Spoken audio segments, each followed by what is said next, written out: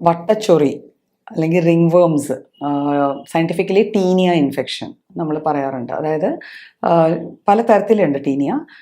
ശരീരത്തിൽ ഇങ്ങനെ ചെറിയ ചെറിയ വട്ടത്തിൽ വരിക, നല്ല ചൊറിച്ചിലുണ്ടാവുക, ഇൻഫ്ലമേഷൻ ഉണ്ടാവുക, കുറേ അധികം നാളെടുക്കും അതൊന്ന് റിസോൾവ് ചെയ്ത് പോകാനായിട്ട്. അതൊരു ചെറിയ ചെറിയ പാച്ചസ് ആയിട്ടായിരിക്കും വരിക. ഒരു ചെറിയ പാച്ച് വന്നു കഴിഞ്ഞാൽ അതിനടുത്ത് തന്നെ അടുത്തത് വന്ന് അത് തൊടുന്നെടുത്ത് വേറെ വരിക, അല്ലെങ്കിൽ എന്തെങ്കിലും ഇപ്പം നമ്മൾ തോർത്തോ വല്ലതും യൂസ് ചെയ്തിട്ടുണ്ടെങ്കിൽ ആ തോർത്ത് യൂസ് ചെയ്യണ ഭാഗങ്ങളിൽ വരിക. ഇത്തരത്തിൽ ഭയങ്കര ഫാസ്റ്റ് സോർട്ട് ഓഫ് സ്പ്രെഡിങ് ഉള്ള ഒരു സാധനമാണ് ടീനിയ എന്ന് പറയും. അപ്പം ടീനിയ തന്നെ പല തരമുണ്ട്. അപ്പം ടീനിയ വേഴ്സിക്കലർ എന്ന് പറയും. വേഴ്സിക്കലർ എന്ന് പറയുമ്പോൾ അതിനൊരു വെള്ള കളറായിരിക്കും, ഡിസ്കളറേഷൻ ആയിരിക്കും സ്കിന്നിൽ ഉണ്ടാക്കുക. പിന്നെ ടീനിയ കോർപ്പോറിസ് ബോഡിയിൽ ഉണ്ടാകുന്നത്. ക്യാപിറ്റസ് തലയിലുണ്ടാവും, തലയിൽ ഇങ്ങനെ വട്ടച്ചൊറി പോലെ ഉണ്ടാവും, അത് ടീനിയ ക്യാപിറ്റസ് ആണ്. ടീനിയ പീഡിസ് എന്ന് പറയും, കാലുകളിൽ കാൽവെള്ളയിലും വിരലുകൾക്കിടയിലും ഒക്കെ ഉണ്ടാവുന്നതാണ് ടീനിയ പീഡിസ്.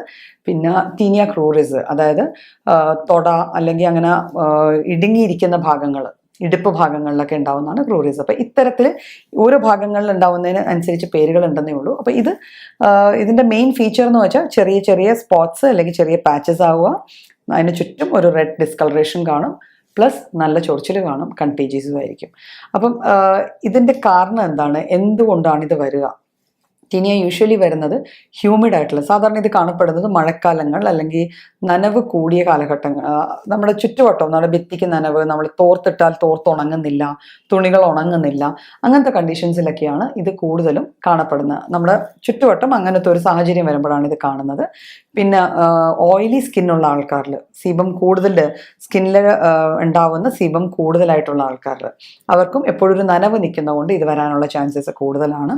പിന്നെ ഹോർമോണൽ ചേഞ്ചസ് വരുന്ന ചില കണ്ടീഷൻസിൽ, ശരീരത്തിൽ ഹോർമോണൽ ചേഞ്ച് വരുന്ന കണ്ടീഷൻസ്, അല്ലെങ്കിൽ ചില മെഡിസിൻസ്, സ്റ്റീറോയിഡ്സ് ആഡ് ഓൺ ചെയ്ത മെഡിസിൻസ് കഴിക്കുന്ന കണ്ടീഷൻസിൽ, പിന്നെ ഇമ്മ്യൂൺ സിസ്റ്റം വീക്ക് ആയിരിക്കുന്ന കണ്ടീഷനിൽ, ഒരു പനി വന്നു അല്ലെങ്കിൽ ഒരു അസുഖം വന്നു, നമ്മൾ ട്രീറ്റ്മെൻ്റ് ഒക്കെ എടുത്തു, അത് കഴിഞ്ഞുള്ളൊരു ഫേസ് ഉണ്ട്, നമ്മൾ തിരിച്ചു വരവുണ്ടല്ലോ നോർമൽ ഹെൽത്തിലേക്ക്, ആ ഒരു കണ്ടീഷനിൽ. പിന്നെ മാൽ നറിഷ്ഡ് ആയിട്ടുള്ള ആൾക്കാർ, പ്രോപ്പറായിട്ട് ന്യൂട്രീഷൻ ഇല്ല, നമ്മുടെ ഭക്ഷണം പോരാ, റെഗുലർ നല്ല ആരോഗ്യകരമായ ഭക്ഷണത്തിൻ്റെ അഭാവത്തിൽ ആ രീതിയിൽ വളർന്നു വരുന്ന ആൾക്കാരിൽ, അല്ലെങ്കിൽ ആ രീതിയിൽ ആ ഒരു കണ്ടീഷനിലൂടെ പോകുന്ന ആൾക്കാരിലും ഈ വട്ടച്ചൊറി കൂടുതലായിട്ട് കാണാറുണ്ട്. പിന്നെ പെറ്റ്സ്, അതായത് നമ്മൾ വളർത്തുന്ന പൂച്ചകൾ, നായ്ക്കൾ, അവയിൽ നിന്ന് കമ്മ്യൂണിക്കേറ്റ് ചെയ്യണം. അപ്പം അവയെ വളർത്തുന്ന ആൾക്കാരുണ്ടല്ലോ, ഇതൊരു പ്രൊഫഷനായിട്ട് എടുക്കുന്ന ആൾക്കാർ, അപ്പം അവരിലൊക്കെ ഈ സംഭവം ടീനിയ അല്ലെങ്കിൽ റിംഗ് വേംസ് കാണാനായിട്ടുള്ള ചാൻസസ് കൂടുതലാണ്. പിന്നെ ഇമ്മ്യൂണോ കോംപ്രമൈസ്ഡ് ആയിട്ടുള്ള കണ്ടീഷൻസ്, അതായത് ഞാൻ നേരത്തെ പറഞ്ഞു, ഒരു അസുഖം വന്ന് നമ്മുടെ ഇമ്മ്യൂൺ സിസ്റ്റം ഡൗൺ ആയിട്ടിരിക്കുകയോ അല്ലെങ്കിൽ നമ്മളെ ഇമ്മ്യൂണോ കോംപ്രമൈസ്ഡ് ആയിട്ടുള്ള കണ്ടീഷൻ, ഇപ്പം എയ്ഡ്സ് പോലത്തെ കണ്ടീഷൻസിലൊക്കെ ഇത് റെഗുലർലി കാണുന്ന, ട്യൂബർക്കുലോസിസ് അങ്ങനത്തെ കണ്ടീഷൻസിലൊക്കെ, അങ്ങനെ അസുഖങ്ങളുള്ള ആൾക്കാരിലൊക്കെ ഇത് കാണാനുള്ള ചാൻസസ് കുറേ അധികമാണ്. പിന്നെ വരുന്നത് ലൈക്ക് നമ്മൾ കോമൺ പബ്ലിക് ടോയ്ലറ്റ്സ് യൂസ് ചെയ്യുക, പബ്ലിക് ബാത്റൂംസ് യൂസ് ചെയ്യുക, പൂൾസ് യൂസ് ചെയ്യുക. അപ്പം ഇങ്ങനെയുള്ള സാഹചര്യങ്ങളിലും നമുക്കിത് വന്നു ചേരാറുണ്ട്. അപ്പം ഇത് വന്നു കഴിഞ്ഞാൽ ഇതിന് നാച്ചുറലി ഇതിപ്പം പെട്ടെന്ന് അങ്ങനെ താനെ പോകുന്ന ഒരു കണ്ടീഷൻ അല്ല, ഡിഫിക്കൾട്ട് ടു ഡീൽ വിത്ത് ആണ്. നമ്മൾ ഇത് ഇപ്പോൾ ഡോക്ടേഴ്സിൻ്റെ അടുക്കെ ചെല്ലുമ്പോൾ തന്നെ അത്യാവശ്യം കുറച്ച് സമയം എടുക്കും ഇതൊന്ന് മാറാനായിട്ട്. നമ്മൾ അത്യാവശ്യം നല്ല രീതിയിൽ കൃത്യമായിട്ട് മരുന്നുകൾ കഴിച്ചാൽ മാത്രമേ ഇത് പൂർണ്ണമായിട്ടും മാറാൻ പറ്റത്തുള്ളൂ. അതിന് കാരണമുണ്ട്, ഇതൊരു ഫംഗൽ ബോൺ ഡിസീസാണ്. ഫംഗസിൻ്റെ ഏറ്റവും വലിയ പ്രത്യേകത അതാണ്. ഫംഗസ് എന്ന് പറഞ്ഞ സാധനം പല സാഹചര്യങ്ങളെയും അത് അതിജീവിച്ച് ജീവിക്കാൻ കഴിവുള്ള തരം ഒരു മൈക്രോബാണ്. അപ്പം നമ്മൾ മരുന്നുകളോ കഴിക്കുകയോ അല്ലെങ്കിൽ എക്സ്റ്റേണൽ ആപ്ലിക്കേഷൻസ് അപ്ലൈ ചെയ്യുകയോ ചെയ്താൽ ഏതെങ്കിലും ഒരു ഫേസിൽ അതിൻ്റെ ഒരു 1-2 സ്പോസ് എന്ന് വെച്ചാൽ അതിൻ്റെ ബീജങ്ങളാണ്, സ്പോസ് നമ്മുടെ ബോഡിയിൽ നിലനിന്ന് പോയി കഴിഞ്ഞാൽ നമ്മൾ അത് വിത്ഡ്രോ ചെയ്ത ഉടനെ കുറച്ച് നാൾ കഴിയുമ്പോൾ അത് വീണ്ടും ഗ്രോ ഓഫ് ചെയ്യും. അപ്പോൾ അതുകൊണ്ട് ഇതിന് ലോങ് ടേം പ്രോപ്പർ ട്രീറ്റ്മെൻറ്റ് തന്നെ വേണം.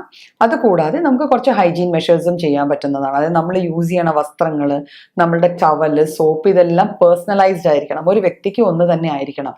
പിന്നെ ഇങ്ങനത്തെ ഒരു കണ്ടീഷൻ ഒരു വീട്ടിൽ കണ്ടു കഴിഞ്ഞാൽ ആ വ്യക്തിയുടെ, നമ്മൾ പണ്ടൊക്കെ തോർത്ത് പുഴുങ്ങുക, തുണികൾ പുഴുങ്ങുക എന്നൊക്കെ പറഞ്ഞു കേൾക്കുമായിരുന്നു. അപ്പോൾ ആ രീതിയിൽ അത്രയും റിഗറസ് ആയിട്ട് അത് വാഷ് ചെയ്യണം. വാഷിംഗ് മെഷീനാണ് യൂസ് ചെയ്യണമെങ്കിൽ വീട്ടിൽ ഒരു വ്യക്തിക്ക് അതുണ്ടെങ്കിൽ ആ വ്യക്തിയുടെയും ബാക്കിയുള്ള ആൾക്കാരുടെയും തുണികൾ ഒരുമിച്ചിട്ട് വാഷ് ചെയ്യാതെ വെവ്വേറെയിട്ട് വാഷ് ചെയ്യാൻ നോക്കുക. വാഷ് ചെയ്ത തുണികൾ പൊട്ടാഷ്യം മാഗ്നേറ്റ് അല്ലെങ്കിൽ ഏതെങ്കിലും ആൻറ്റിസെപ്റ്റിക് ലോഷൻ ഇട്ട വെള്ളത്തിൽ കുറച്ച് നേരം മുക്കി വെച്ച് വീണ്ടും പ്ലെയിൻ വാട്ടറിൽ നന്നായിട്ട് റിൻസ് ചെയ്തെടുത്ത് വെയിലത്തിട്ട് ഉണക്കാൻ നോക്കുക. അപ്പോൾ ഇങ്ങനത്തെ ചെറിയ ചെറിയ കാര്യങ്ങൾ along with medications proper consultation കഴിഞ്ഞ് കിട്ടുന്ന, ഇപ്പം അറൗണ്ട് ഇപ്പം നമ്മൾ കൗണ്ടറിൽ ചെന്ന്, അതായത് ഫാർമസി ചെന്ന് ഇതിനൊക്കെ മെഡിസിൻസ് മേടിച്ച് പലരും കഴിക്കാറുണ്ട്. പക്ഷേ സംഭവം എന്ന് വെച്ചാൽ ഇത് പ്രോപ്പറായിട്ട് മെഡിക്കേറ്റ് ചെയ്ത് കഴിച്ചില്ല എങ്കിൽ ഇതിൻ്റെ റെക്കറൻസും ഇതിൻ്റെ സിവിയറിറ്റിയും ഇതിൻ്റെ കാഠിന്യവും കൂടും. ഇത് വീണ്ടും വീണ്ടും വരാനുള്ള ചാൻസസും കൂടും. അപ്പോൾ എപ്പോൾ മരുന്ന് കഴിച്ചാലും എപ്പോഴും ബെറ്റർ എന്ന് വെച്ചാൽ നമ്മളൊരു ഡോക്ടറെ കണ്ട് പ്രോപ്പറായിട്ട് കേസ് സ്റ്റഡി ചെയ്തിട്ട് നമുക്ക് വേണ്ട മരുന്നുകൾ പറയുന്ന അത്രയും കാലയളവ് കഴിച്ച് തന്നെ ഇത് മാറ്റിയെടുക്കേണ്ടതാണ്.